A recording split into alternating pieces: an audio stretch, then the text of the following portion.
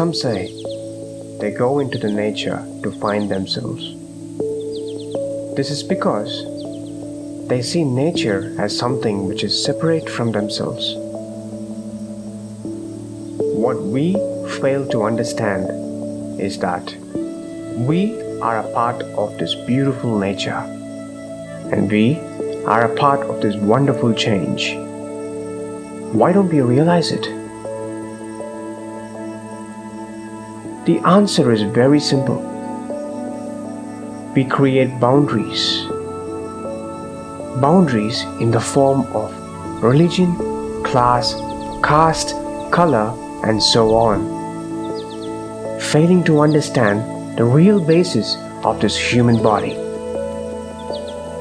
Why don't we unite to understand that beyond these boundaries, the nature is boundless and inclusive of every little thing around.